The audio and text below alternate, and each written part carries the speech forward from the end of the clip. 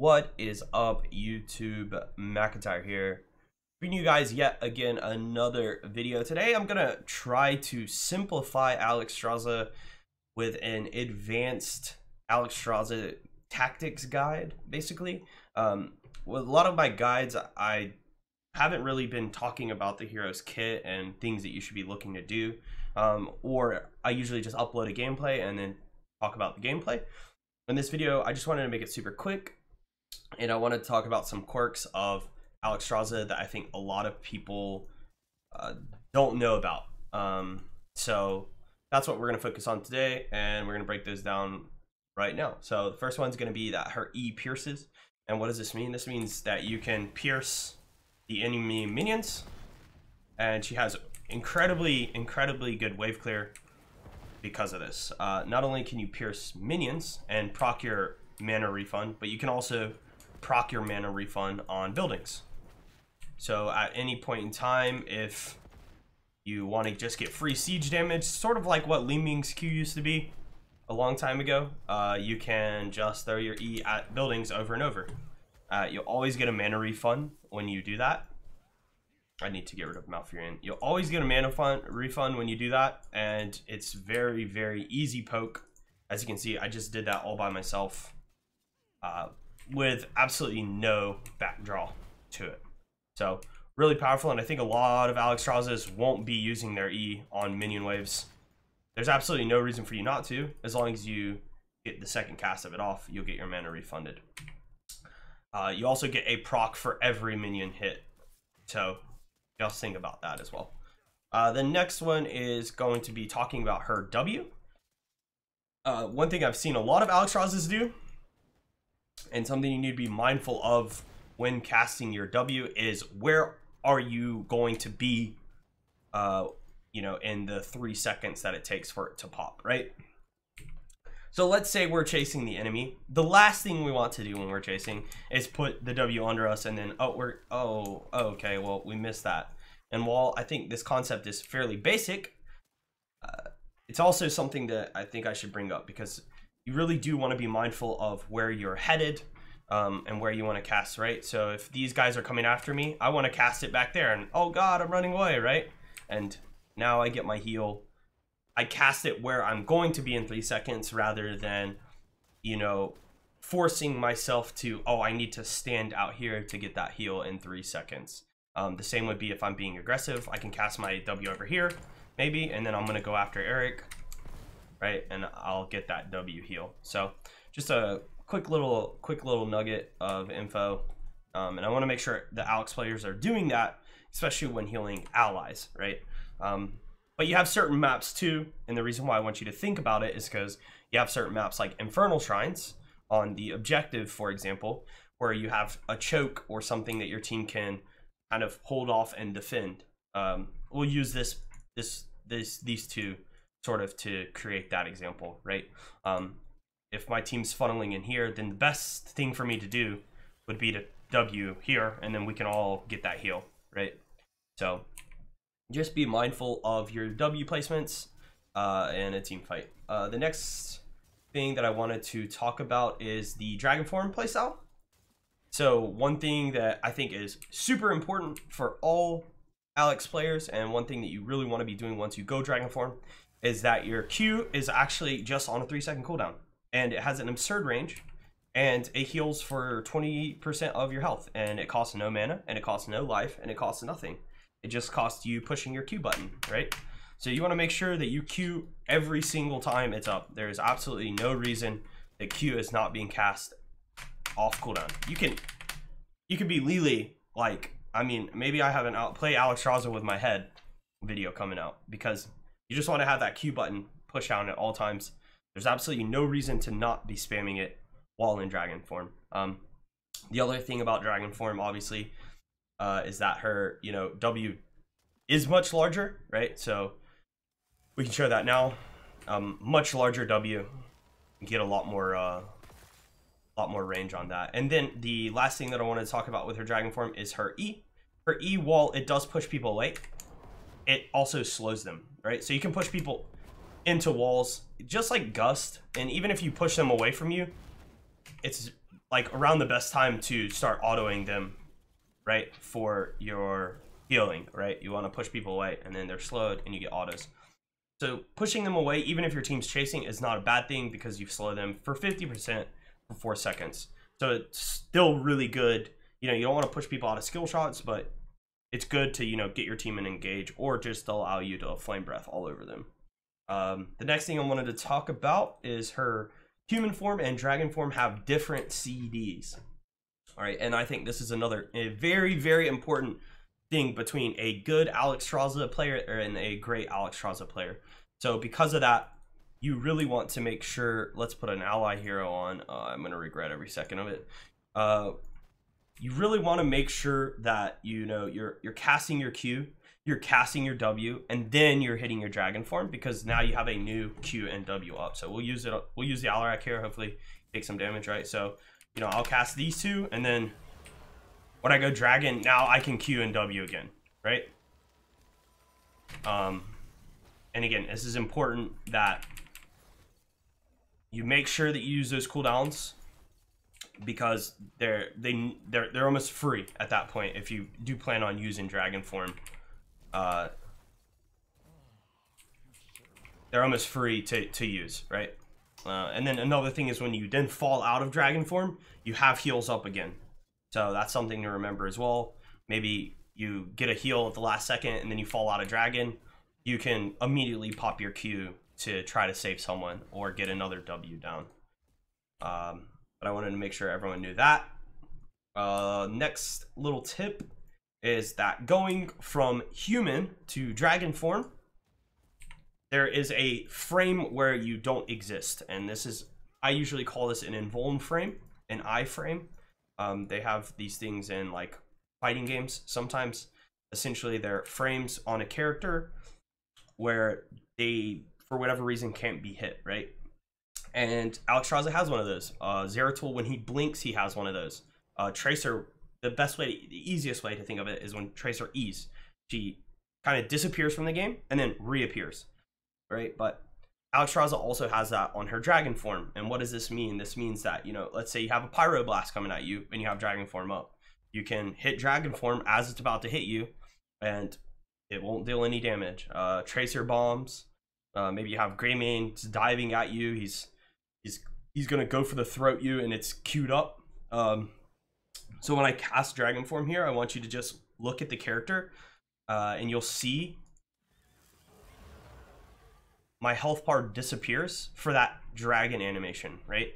And within that dragon animation, when the health bar disappears, that is when you have that frame of invulnerability.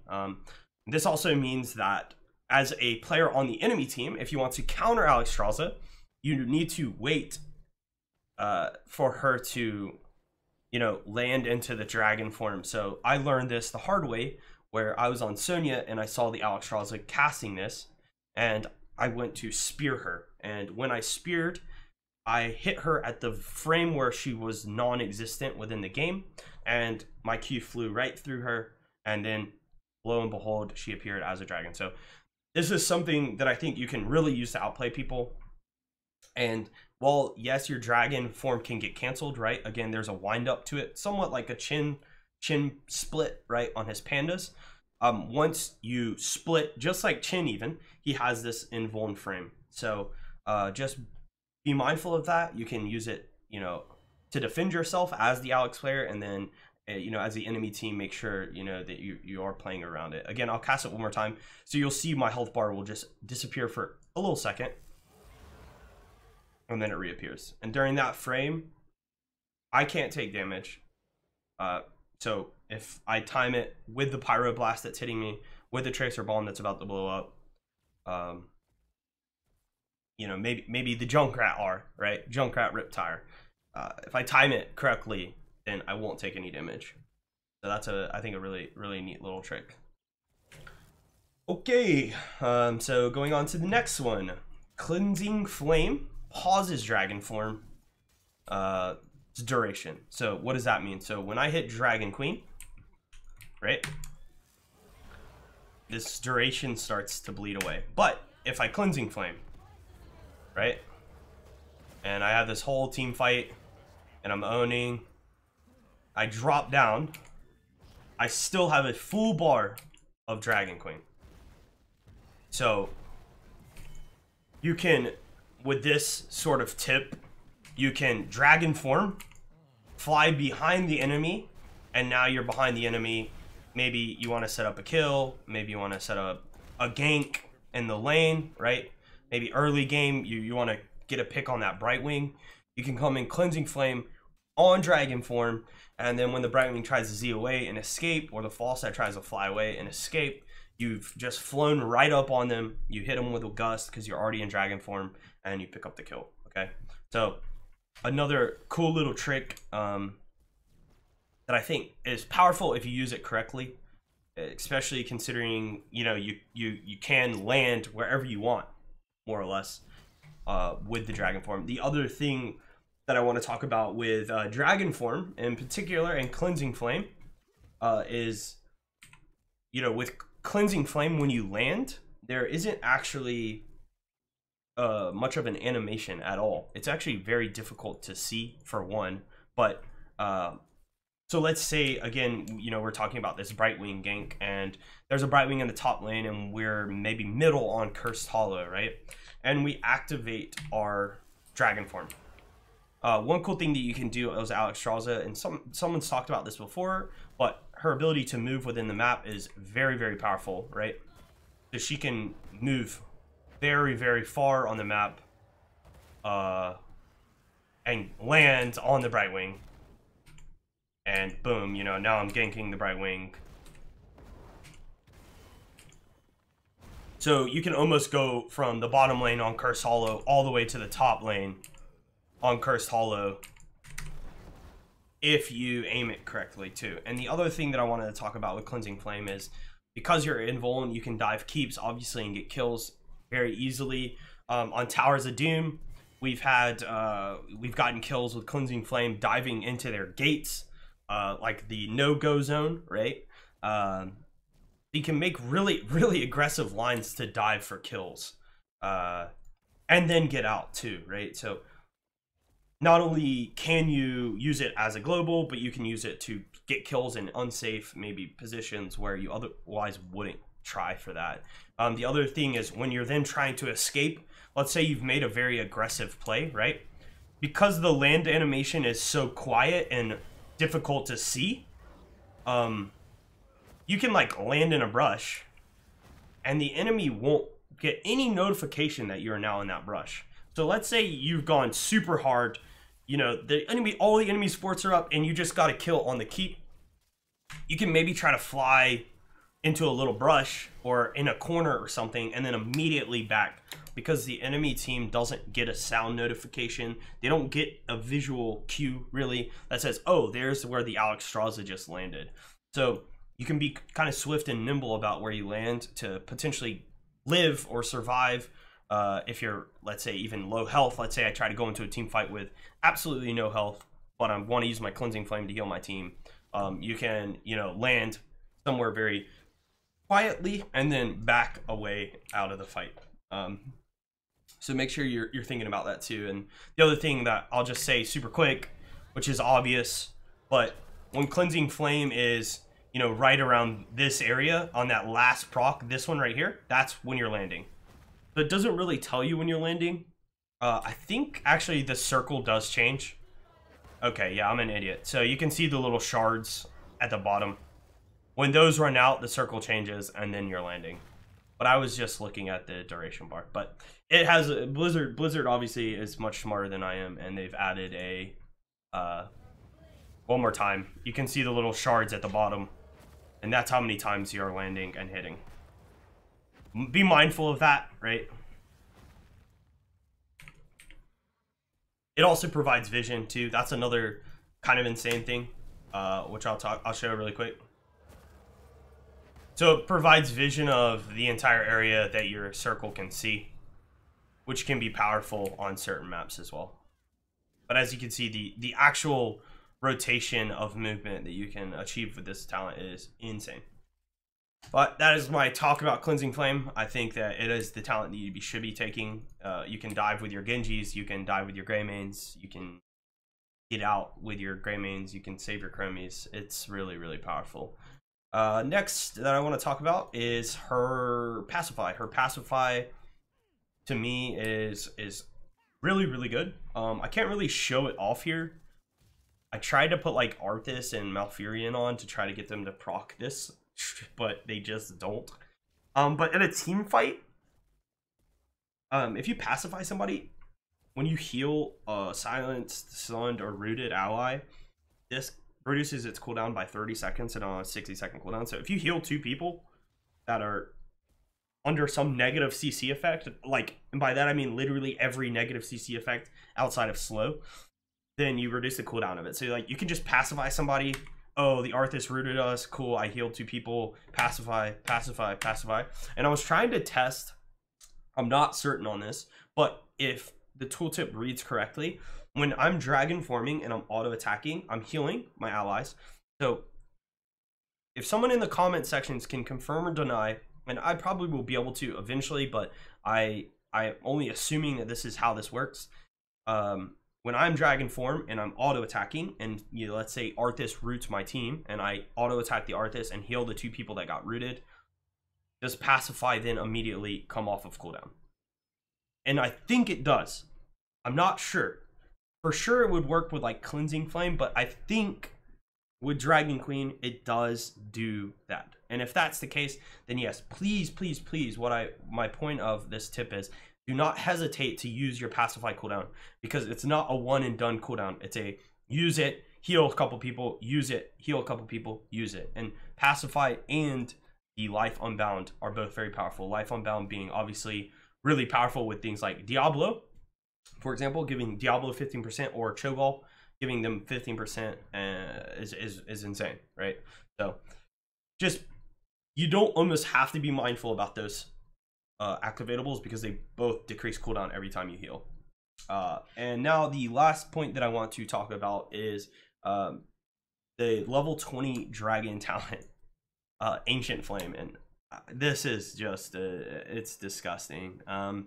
So this basically procs your flame buffet, okay? And your flame buffet is already buffed because we've taken talents to buff it, right? One of which is that we get a 10% max heal every time it procs, right? And luckily for us, our 20, when we auto attack, AoE puts the flame buffet on the enemy team, all right? And this is why we have the Vikings up. So as you can see, when I go dragon, if I auto them twice, I just get massive heals. And by massive, I mean, if you're the enemy team, you're not killing me. And not only are you not killing me, I'm slowing you by 60%. I'm healing my teammates. I'm decreasing the cooldown of my dragon form when I come out of dragon form. So if you're grouped up trying to dive me, you got an Arthas, a Muradin, and a Nubarak, my cooldown of my dragon form is decreasing every time this procs, right? Every single time this procs, I'm getting 5-second CDR on my dragon, right? So it gives you insane chase. You can, work in your E rotation in between your autos, because your autos are slowed down. And your E just so happens to push them right out of the max range of your dragon. But you can see you get CDR as a dragon when you're auto attacking. So if you're playing against Alex when dragon form is hit, and the reason why I think she's broken, you immediately need to back up. You cannot fight into the dragon post 20 if that talent is taken. She's just way too powerful. And this is before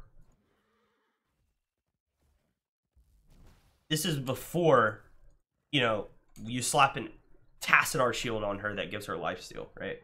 Which is, I talked about in my patch notes, why I think this character is OP. And the Tassadar thing was one of the reasons why I actually thought she was pretty disgusting, because in dragon form, she gets a Tassadar shield and then she's AoE cleaving and she's getting full heals, right? And add us flame buff, this Ancient Flame on top of that, and yeah, But those are all the tips that I have that I just wanted you to know that are maybe beyond the introduction video that Blizzard showed to you. If you guys have any more of these tips, please just throw them in the comment section. Maybe there's things I missed, and I'm sure there is, as I haven't really, I mean, I've been playing with her, and the HEC teams have been scrimming with her, so I have a good feel for her power level and how strong she can be, but there are things that I maybe have missed.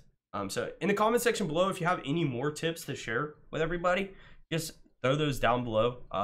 And we're obviously looking for not things that people just should know by default because the character came out, but the more nitty-gritty, sort of tips that we can bring out. But hopefully this video helped and kind of open your eyes to some cool things that you can do with this chick. Again, I think she's a little overtuned, especially her E in team fight a lot of the time in this new double support meta especially. I think the fact that her E heals her for 10% of her max health every time she lands it is a problem, because her kit is based off of her, like, if she's weak then she heals less, but because of this talent she's never weak, so she's always healing more, right? So there's that. And I'll say this too, at 4, and I'll post up a guide as well, and I'm gonna have a blog post about all this stuff on Heroes Hearth. Her 4 talent, I think, is flexible. You can actually go the movement speed above 75% health. This helps you in dragon form as well to chase. It's a little tech talent, but the slow is really powerful. Obviously, going from 40 to 60 is substantial, but 40 is still pretty good, and sometimes you need to kite more. And have, like, you know, more evasion versus heroes like Arthas and ETC, where you can just gap them forever and they can't really engage on you. So it is possible to tech that talent. But that's going to be it for this video. Again, if you guys liked it, make sure to throw a like and subscribe. And if you want more of these types of videos in the future about other heroes, make sure to hit that like button for sure.